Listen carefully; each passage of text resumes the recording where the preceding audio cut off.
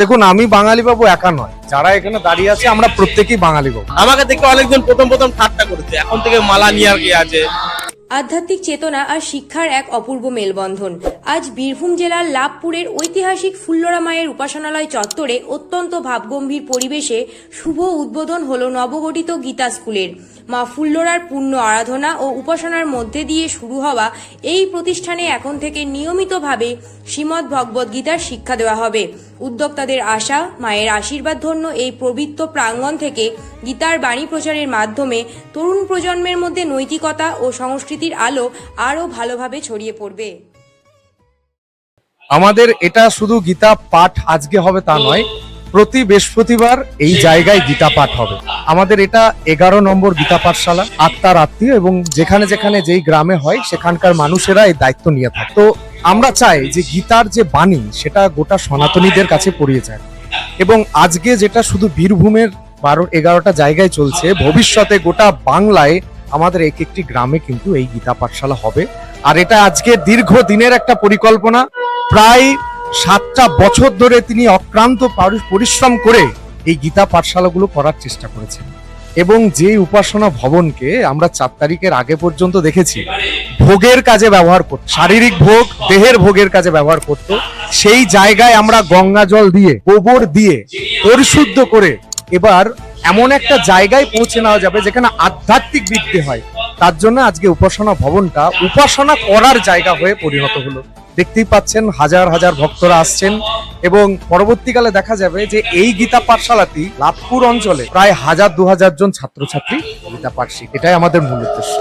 দেখুন, আমি বাঙালি বাবু একা নয়, যারা এখানে দাঁড়িয়ে আছে আমরা প্রত্যেকেই বাঙালি বাবু। আজকাল দেখা যাচ্ছে সোশ্যাল মিডিয়ায় এই সিজেপির প্রোটেস্টের পর যতজন সনাতনী কন্টেন্ট ক্রিয়েটার আছে তারা আমাদেরকে নিয়ে বিভিন্ন কটূক্তি করছে, আমাদের ভুল ধরছে, আমাদেরকে নিয়ে বিভিন্ন মিমস তৈরি করছে, বাজে বাজে জিনিস তৈরি করছে। তাদেরকে একটাই কথা বলবো, তারা ভিডিও বানানোর মধ্যেই কিছুক্ষণের মধ্যেই দেখা যাচ্ছে কিছু মানুষজন যে তোমরা ভুল জায়গায় হাত দিচ্ছ, একদম ভুল কাজটা করার চেষ্টা করছো। যদি তোমরা ভেবে থাকো যে তোমাদের ফুপা ফুপির সরকার এখনো চলছে, যদি তোমরা ভেবে থাকো যে তোমাদেরকে এখনো কেউ হয়তো বাঁচিয়ে নেবে, তোমরা হয়তো ভেবে থাকো যে শ্রাবণ মাসে যখন ভাইয়েরা কোনো জায়গা দিয়ে যাবে তোমাদের কমিউনিটির মানুষ আমাদের উপর অ্যাটাক করবে আর আমরা চুপ করে বসে থাকবো, সে গুড়ে বালি।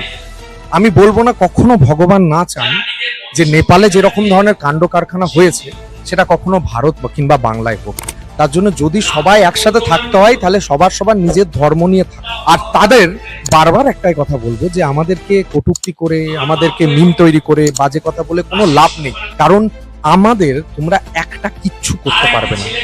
আমরা ধর্মের পথে আছি, সত্যের পথে আছি, সনাতনীদের পথে আছি। আর সনাতনীদের পথে থাকলে কেউ কিচ্ছু করতে পারবে না, এটুকু আমি গ্যারান্টি দিয়ে বলতে পারছি। কারণ এটা সনাতনীর শক্তি। এই সনাতনীরা একত্রিত হয়েই একটা সরকারকে পরিবর্তন করেছে। যদিও কোনো রাজনৈতিক কথা নয়, কারণ এটা সনাতনীদের গর্বের কথা। সনাতনীরা পারে, কোনো একটা কমিউনিটি নয়, সনাতনী পারে শান্তি বজায় রাখতে। তাই বলছি সবাই মিলেমিশে থাকুন, সবার সাথে থাকুন, কটূক্তি করুন, কিন্তু এমন সীমা বার করে দেবে না যে আমাদের কোনো সনাতনীদের নিয়ে মিমস তৈরি করবে। আরে দুধ মাঙ্গেও তো ক্ষীর দেঙ্গে, বা সনাতনীকেও কুছ বলেঙ্গে তো চির দেঙ্গে, এইটুকু বলতে চাই। ভগবান শ্রীকৃষ্ণ বারবার বলছেন যে তিনি পরিত্রাণের জন্য এসেছেন। তার জন্য তার শ্লোকে তিনি বারবার বলছেন যদা যদা ই ধর্মস্য গ্লানির্ভবতি ভারত অভ্যুত্থান অধর্মস্য তদাত্মানম সৃজাম্যহম পরিত্রাণায় সাধূনাং বিনাশায় চ দুষ্কৃতাম ধর্ম সংস্থাপনার্থায় সম্ভবামি যুগে যুগে। তিনি বারবার আসবেন, সনাতনীদের পাশে হয়ে থাকবেন, এবং সনাতনীরা বারবার একত্রিত হবেন ধর্ম রক্ষার জন্য। এটা হবে প্রত্যেক বৃহস্পতিবারই হবে এখানে, এবং বিকাল 4টে থেকে 7টা অবধি হবে।